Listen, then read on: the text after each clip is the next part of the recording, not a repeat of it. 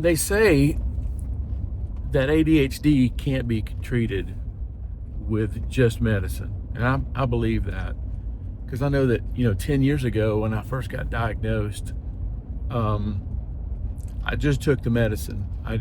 And I didn't like it. It was Adderall. And I just didn't like the medicine. So I stopped. And then proceeded for the next 10 years to try to figure out, ways around things. And I figured out a lot of things. The thing I'm learning is I'm taking a course on ADHD and this thing called rejection sensitivity dysphoria.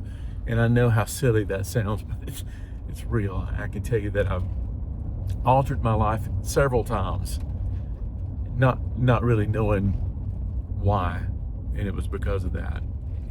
Maybe we'll talk about that again in another video, but I was just going to share with you today some of the things that I have learned trying to beat ADHD, because I know most of my mixer friends, I won't say most of them, being creative is not a telltale sign that you have ADHD, but you're in a group of a lot more people if you're creative. Like if you mix, if you songwrite, if you are a musician, you tend to that sometimes that what you're doing is medicine for what you're going through in your brain.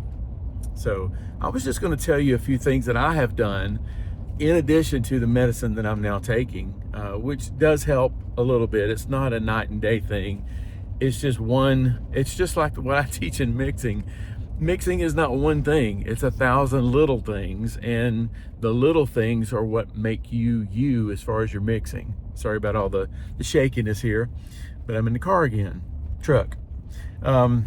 It's not one little thing that you do. If it did, nobody would have ADHD. Everybody would just take that pill that everybody's looking for to solve it. It takes that and about 999 other little things to kind of get to where you feel like you can function with it. So I was just going to drop a few that I've learned, and hopefully some of those will resonate with you. Okay? So number one is, of course, in addition to the medicine, I guess, you don't have to have medicine. I know that there are guys around who don't take medicine, and for years I was able to function without it too. I'm really sorry about this shaky video, but I'm doing it anyway. You're going to see it shaky. The first thing, a cold shower. I know, as unpleasant as that sounds, it does help. And me and ChatGPT did a little research on if it needs to be 32 degrees. It does not need to be 32 degrees. I think your body, what I'll do is when I'll take a shower, at the end of the shower, I will turn the water colder. I used to take it as cold as it would go, and I just found myself avoiding it more. Me and ChatGPT did some research, and you do not need to have it ice cold for it to be effective. There's a thing in Tim Ferriss's book called The 4-Hour Body, and he called it minimum viable dosages, which, if water boils at 212 degrees, then every degree above 212 is kind of a waste of energy. So if water boils at 212, then you don't need to go much above that, and you don't have to have a cold plunge to get some benefit. Now, 32 degrees might help more, I don't know, but I probably won't be doing it anytime soon. So what I'll do is I'll just turn the cold water down. It is uncomfortable, and I can tell, I wrote about this the other day,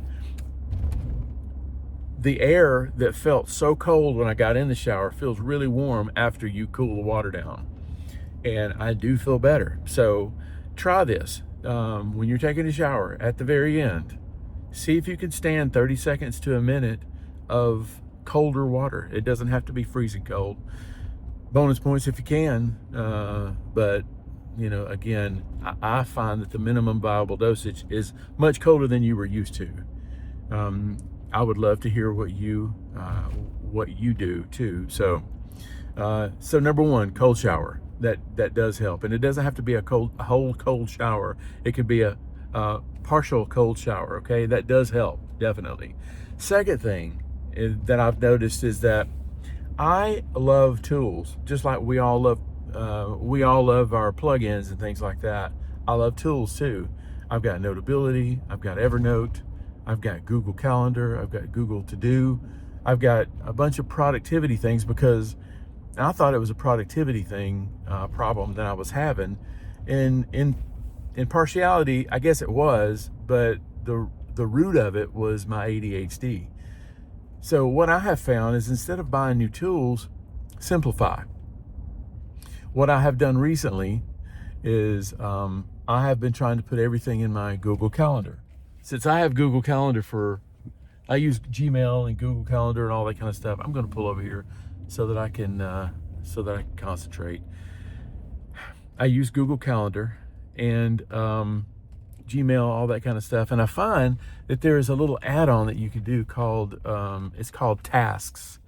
And what I'm finding is that instead of losing things in an Evernote list, maybe a notes list on my Mac, or a thing in a notebook in Notability, what I have been doing is just putting it in my Google Calendar.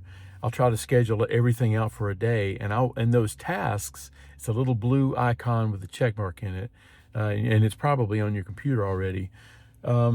As I think of things, I have an inbox, and I will put Mike Drums at Church, and then I'll put it on my calendar, and I'll try to schedule it. It is what is the word, where it hangs out until you get it done. So I do that, but you can also schedule it into the day, like at 2:00 today, I'm going to be doing this. And you could put Mike Drums at Church at 2:00 on Tuesday. And then when 2:00 comes around, you get a reminder on your phone. And if you've already done it, you can click it off. And that feels so good. The dopamine feels really good when you say, I've already done that, man. I'm killing it today.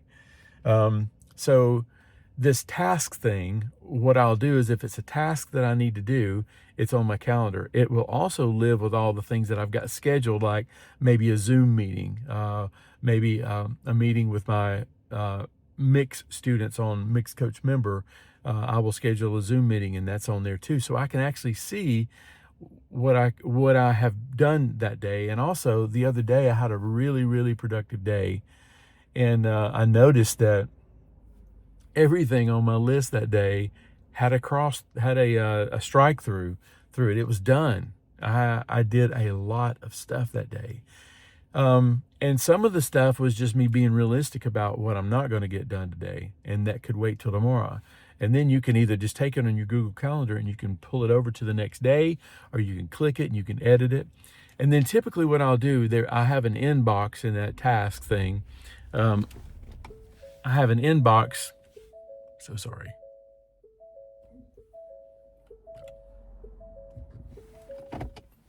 Not editing. Sorry about that, guys.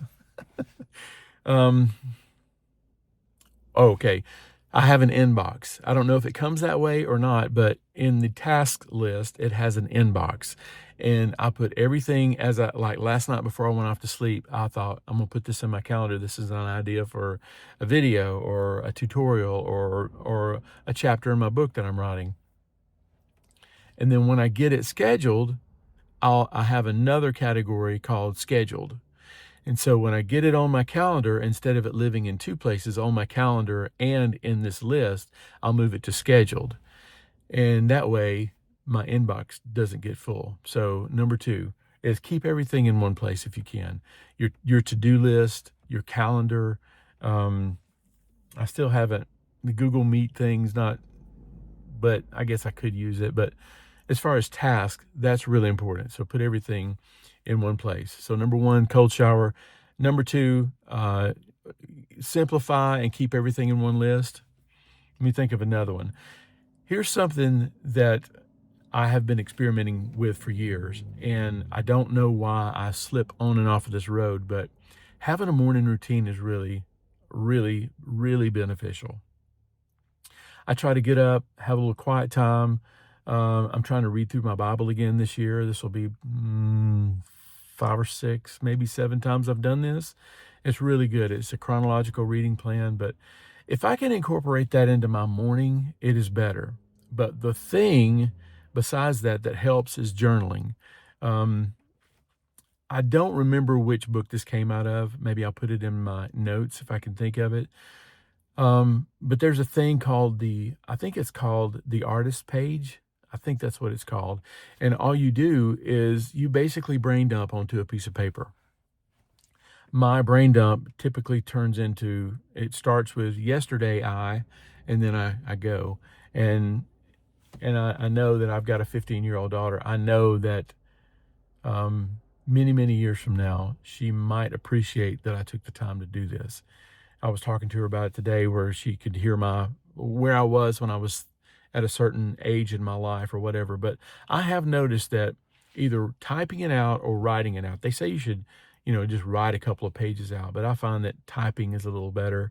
There's a little autocorrect, and somebody might have a chance of reading it one day in the future. That's not why I'm doing it. I'm doing it to get things out of my brain. And honestly, you know how sometimes you have to, a lawnmower, you have to prime a lawnmower, you have to throw a little gas in there. So you pull the prime button, and then it pours gasoline in wherever it needs to go. And then you crank it, and then you turn the prime off. I find that doing the morning pages thing is kind of a primer for my brain. It somehow organizes stuff in my brain when I do it. So a pretty strong morning routine is pretty cool. So number 1, cold shower. Number 2, organize and simplify. Number 3, morning routine and or morning pages is really important. And that's 3. But there are a few more. I don't know if you're interested in hearing some more. I'll give you a bonus one. And then if you're interested, let me know in the comments and I'll do some more. But there's a thing called the Pomodoro method. And I know some people hate that. I find that when I'm mixing or doing anything that I've been dreading or putting off for a while, all I need is to get started on it. If I get started on it, I'll usually go a while. I won't say that I finish. Sometimes I do. A lot of times I do. But I push it further down the road for sure. But sometimes all I really need is a starter pistol. Somebody to say 3, 2, 1, go. Mel Robbins had a book, and I can't remember the name of it right now. She's really brilliant on this kind of stuff. She talked about just counting backwards from 5, and that has helped me before. Like 5, 4, 3, 2, 1, and then you get up and you just start. And then by starting, typically we will go ahead and get finished. Sometimes, a lot of times that works for me. Sometimes what I'll do is I'll break down a task into a stupid, simple thing to start with. For example, on this video, here's a good example. I turned my phone sideways and opened up the camera, and I'm thinking of, what am I going to say? I know I have a lot on my mind and I have a lot to share that hopefully will help, but the simple thing that I did was put the phone in my hand and turn the record button so that it was under this thumb that's right here, and then I just hit the button and I started talking. And now I'm almost finished with this video. And hopefully it has been not too annoying. Sorry about the shaky camera stuff, and the noise, but hopefully you'll find a little bit of value here. If it is, please let me know. I guess about things like this all the time, but I think a lot, and I think in ways that like a mixer thinks, like a musician thinks. And I think that's helpful to some people. So hopefully it'll help. All right. So thanks for watching today. If you have the time, like and subscribe. There is a resource underneath this video if you're watching from YouTube. It's a product that I put together. It's absolutely free. It's the 7 building blocks of a good mix. So I hope you are able to watch it. Thank you for watching, and I will see you next time. Bye.